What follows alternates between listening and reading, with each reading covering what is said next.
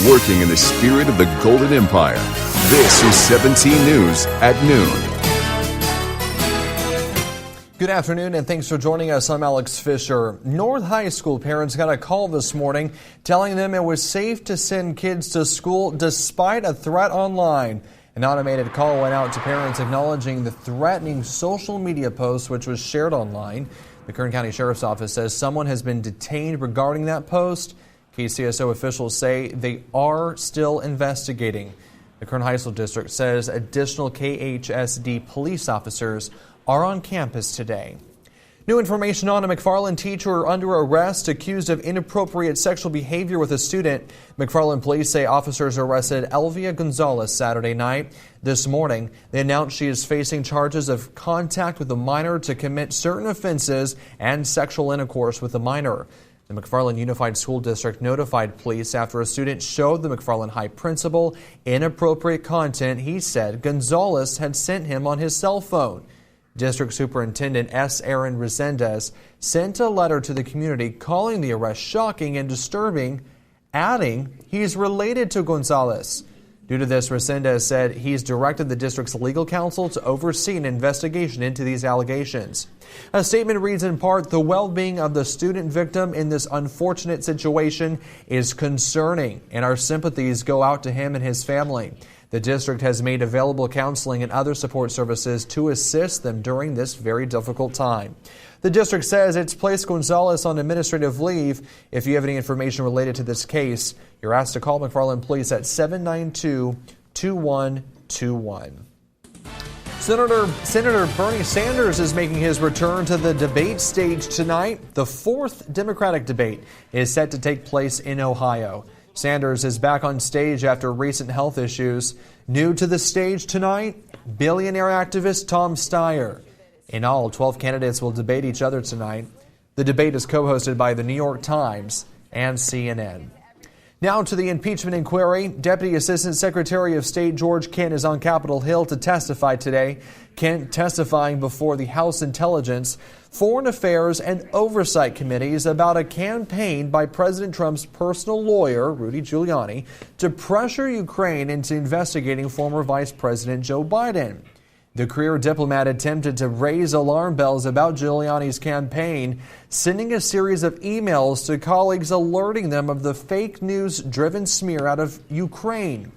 He also tried to shield former U.S. ambassador to Ukraine, Marie Yovanovitch, from a series of false allegations against her.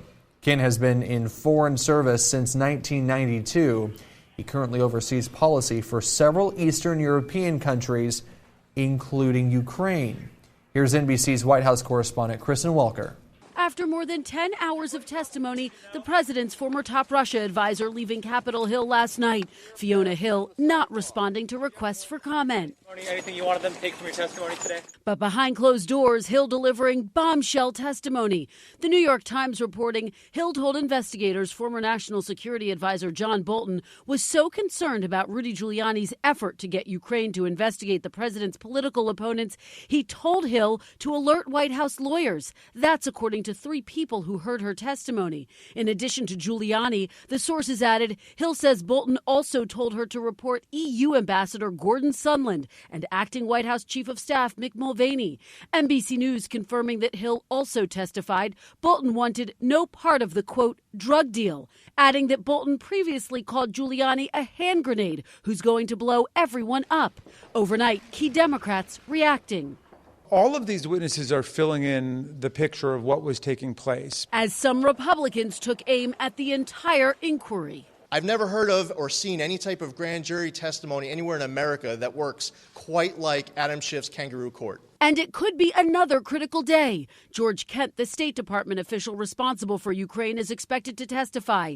Kent will likely defend the ousted ambassador to Ukraine, Marie Yovanovitch. Kent previously suggesting in internal State Department emails that the ambassador had been the victim of a disinformation campaign. Those emails were obtained by Congress. Giuliani has acknowledged he was among those pushing for her removal. Meanwhile, in a new interview overnight, the chairman of the House Intelligence Committee, Adam Schiff, said House Democrats are trying to work, quote, methodically and with a sense of urgency. So far, there have been real breaks significant breaks in the White House firewall. It was their intention to prevent us from interviewing any witnesses. They are failing at that. Kristen Wilker reporting. Hunter Biden is breaking his silence. Rudy Giuliani and the Trump campaign have argued that Hunter Biden, who had business dealings in Ukraine and China, profited off his father's vice presidency. This morning, the younger Biden is speaking out and vigorously denying that in a new interview with ABC News. Biden did acknowledge it was, quote, poor judgment for him to have those foreign business entanglements, but he insisted he did nothing improper. He announced over the weekend he will step down from the board of a Chinese investment company by the end of the month. A massive wildfire burning in the Southland sparked below a high-voltage transmission tower owned by Southern California Edison. That's according to arson investigators with the Los Angeles County Fire Department. The fire erupted on Thursday night near Sylmar and quickly spread to the Granada Hills and Porter Ranch areas. Flames forced thousands to evacuate, but those orders were lifted over the weekend. At least 2 people died of suspected heart attacks. So far, flames have scorched nearly 8,400 acres, and as of last update this morning, the fire is 45% contained. The cause is still under investigation. Meantime, the fire that broke out at a mobile home park in Riverside County is now 100% contained. The Sandalwood fire burned just over 1,000 acres near Cali Mesa. Flames destroyed 74 structures, including homes. At least 2 people living at that mobile home park died. One was identified by the Riverside coroner as an 89-year-old woman. Millions of Californians were in the dark during a series of PG&E and Southern California Edison public safety power shutoffs last week, and today county supervisors, the fire chief, and county council discussed the cost of those shutoffs and how the county was affected.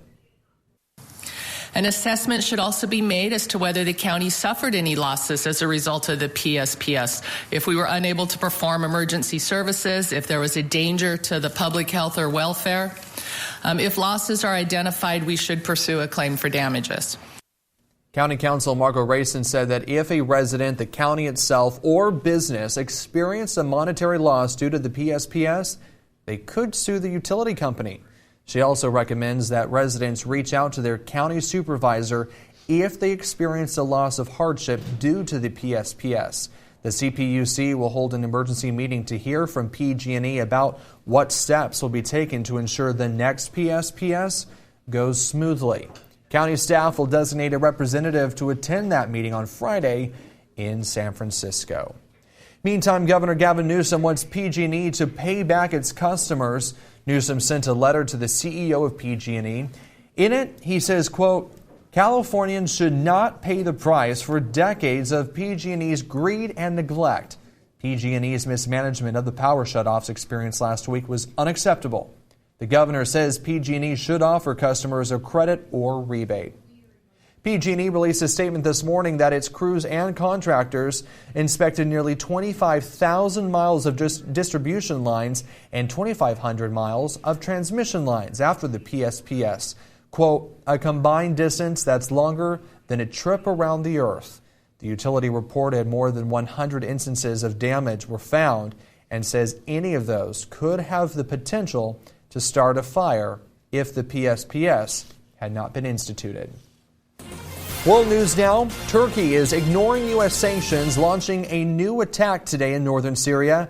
Heavy explosions and thick smoke rose from Syria's border town of Rosaline. Turkish forces have captured some 50 towns and villages in the region since its cross-border invasion began last week. Turkey says the fighting is aimed at creating a safe zone in Syria to resettle some of the millions of Syrian refugees it has been hosting. To do that, Turkey wants to defeat Kurdish militia forces that it views as a terrorist group. The Turkish offensive began after President Trump decided to pull back U.S. troops in the Turkey-Syria border region. A former Fort Worth police officer has been charged with murder after shooting a 28-year-old woman inside her home on Saturday night.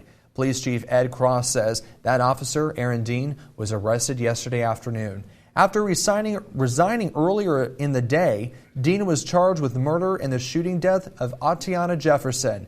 He later posted bond during a press conference today. Chief Cross became emotional, describing the damage this incident has caused and the trust between the Fort Worth community and law enforcement.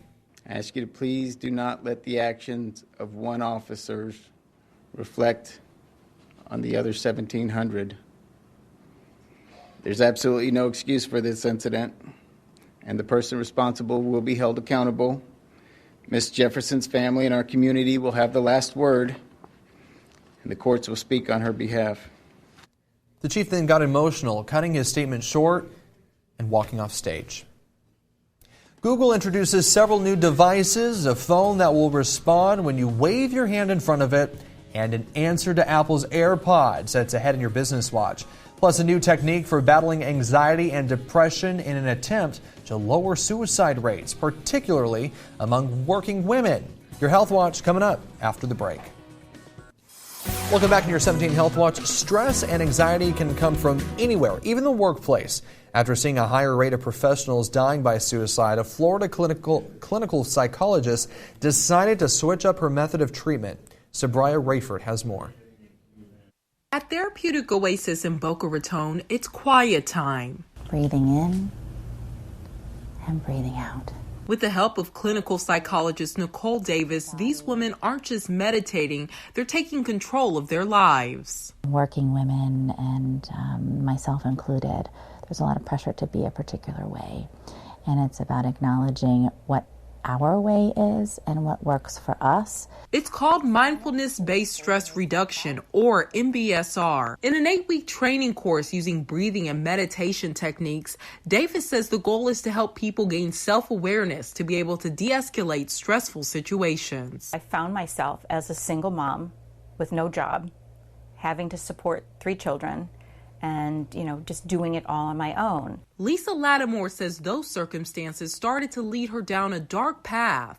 My needs fell to the bottom of the totem pole. There were times I laid in bed and think, I can't get up, I can't get up, I can't get up. That's when a friend stepped in and recommended MBSR. I was able to bring that feeling of the meditation into everyday life and kind of on the spot, right there in the middle of the workday, deal with something and move on. Now Davis is hoping Lisa's story inspires others to take control of their stress. It saved my life. If you or someone you know is going through a difficult time, call the National Suicide Prevention Lifeline at 1-800-273-8255.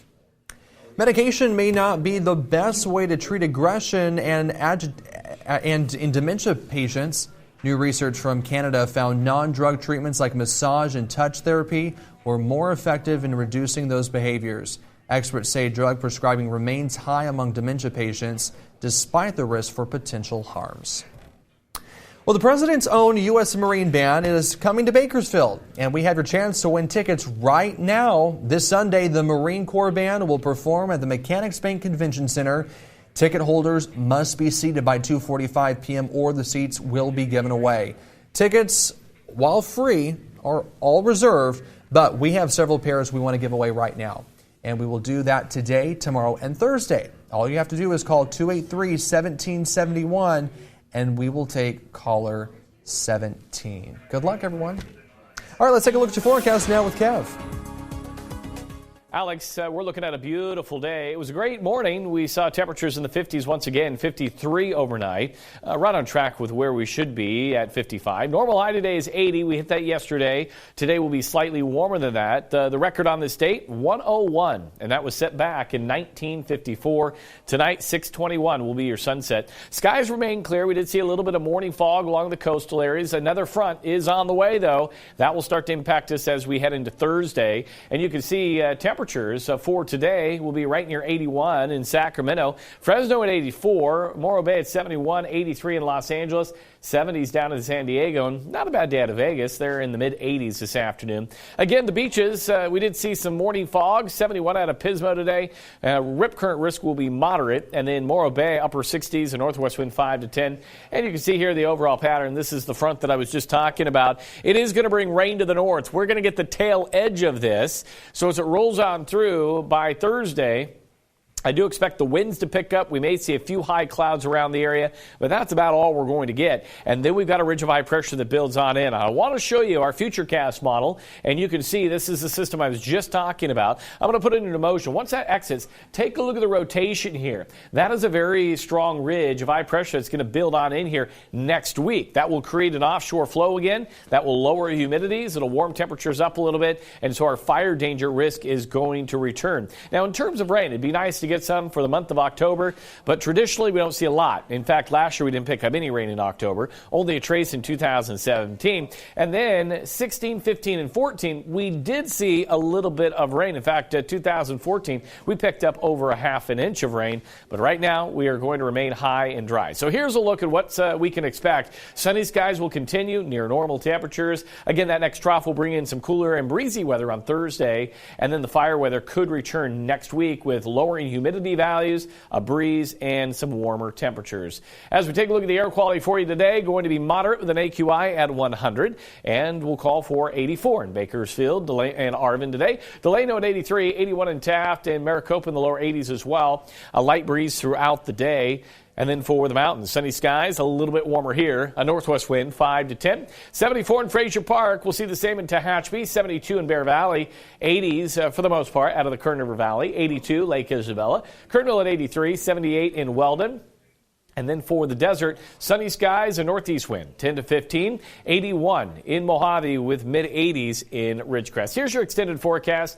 Tomorrow, 85, so a couple of days in the 80s, but then we trim it back about 10 degrees by Thursday as that trough moves on in. Again, I expect a little bit of a breeze around the valley, mainly on the west side of town, and we'll keep you in the 70s all the way through next Monday, but you can see that little warm-up by the early part of next week as well. For the mountains, we'll be in the 70s for tomorrow, a 10-degree drop on Thursday under windy conditions, and then the winds pick back up Saturday and Sunday. And then for the Kern River Valley, we'll keep you in the 80s through tomorrow, and then a cool down and windy weather on the way for Thursday, Friday, and then a little warm up next week as well for you. That's a look at your forecast. Alex, we're going to send it back over to you. Enjoy the weather. All right, Kev, thanks so much. Well, bad news if you're over 65 and flying Southwest Airlines. More on what's happening with their senior discount coming up after the break. KGET Business Watch is brought to you by Grapevine MSP Technology Services, the Valley's leading IT service provider. Back now in your Business Watch and checking stocks. The Dow Jones having a pretty good day on Wall Street. It's up 264 points right now. NASDAQ is up 102 and the S&P 500 up 32. Taking a look at oil prices, West Texas Intermediate is at $52.82 a barrel and Midway Sunset $57.34 a barrel. Google unveiled several new products at an event this morning in New York City. A huge tech crowd was there. The Pixel 4 phone and most of the new products all steer users to Google's artificial intelligence known as Google Assistant. With the new Pixel, the Google Assistant will complete some tasks entirely on the device, bypassing the cloud. Users can dictate text messages more quickly, and the phone will have better facial recognition. The phone adds a second camera lens, and the AI will recognize people you've taken pictures of in the past and automatically focus on them. Motion sensing technology picks up on hand-waving gestures to skip songs or switch apps. The Pixel 4 starts at $799 and it goes on sale October 24th. Google also introduced Nest Mini, a new Pixelbook Go laptop, and Google's answer to Apple's AirPods, Pixel Pods. Well, JetBlue is taking the crown for being the nation's top airline for families. The Points Guy gave JetBlue the top spot, crediting the airline for its seat comfort, unlimited free snack basket, and the ability for families to pool miles together. In number 2, Southwest. That airline is praised for its free bag policy and family-friendly boarding, but the airline was hurt by the fact that it's impossible to book flights more than 6 months in advance. Number 3 is Hawaiian, whose advantage is the nation's best on-time performance, but the Points Guy says its downside is a small route network. And Southwest Airlines is getting rid of its senior discount. Consumer Affairs reports the airline will allow the senior citizen discount to sunset. A spokesperson for Southwest says many of the same benefits of the senior discount are already available to all customers with other discount options. It remains to be seen whether other airlines will follow suit. American and United both have senior discount programs in place. Well, still to come, some new releases out just in time to get you in the Halloween spirit. Entertainment news after the break. Welcome back to Fast and the Furious. Started out as a fun little movie about cops and robbers with fast cars. Nearly 2 decades later, it has become one of the most successful franchises in film history. Now it's drifting into new territory with a spin-off. Raphael Seth has more. I'm sorry to bring this here, Mama. Dwayne Johnson is fighting with his family in Hobbs & Shaw. His character teams with Jason Statham's despite their hostilities in past Furious films. Vanessa Kirby is Statham's little sister, but does not need a man to handle her business. Together they're out to take down reigning sexiest man alive, Idris Elba. But the smooth criminal has taken a dose of cybergenetic enhancement and can take on all his pursuers at once. Hobbs & Shaw is available on digital this week. Now I want you two to get good rest. Sometimes a house is not a home in The Haunting of Hill House. This book-based thriller series examines a family growing up in a haunted house, heightening the horror with an extended director's cut. The siblings reunite after the death of their youngest sister and are forced to confront the ghosts of their past as they prepare for the funeral. The Haunting of Hill House is on DVD and Blu-ray this week. I'm trapped with my father in our house in Coral Lake. Kaya Scodelario says Later Gator in Crawl. The Maze Runner stars in this Florida Gothic screenplay. Along with alligators, hurricanes, and handguns, she's trying to help her dad evacuate from a major storm, but discovers she's bitten off more than she can chew. Barry Pepper is bleeding in the basement, and the rising tide brings both the threat of drowning and a horde of monster crocs. Crawl is available on digital, DVD, and Blu-ray. That's the video view. Raphael Seth, NBC News. Well, when we come back on 17 News at noon, a hefty rescue from a mountain in Utah. Welcome back. Man's best friend makes some new BFFs on a Utah mountain. Floyd here needed some rescuing after he was injured while hiking with his human in Salt Lake County on Sunday. It was all hands on deck to reach, then carry the, get this, 190-pound 3-year-old Mastiff 2 miles down to safety. Those hands belong to Salt Lake County Sheriff's search and rescue members who shot and shared this video. They say Floyd was a good boy and happy to be rescued. But just imagine, 190 pounds. He looks awfully sweet, though. I'm sure he's happy to be back with his owners. All right, well, that's all for 17 News at noon, and thanks for joining us. We'll see you back here for 17 News at 5. Enjoy the rest of your day. 17 News, your local news leader, continues 24 hours a day on KGET.com and our 17 News app. In the spirit of the Golden Empire, 17 News.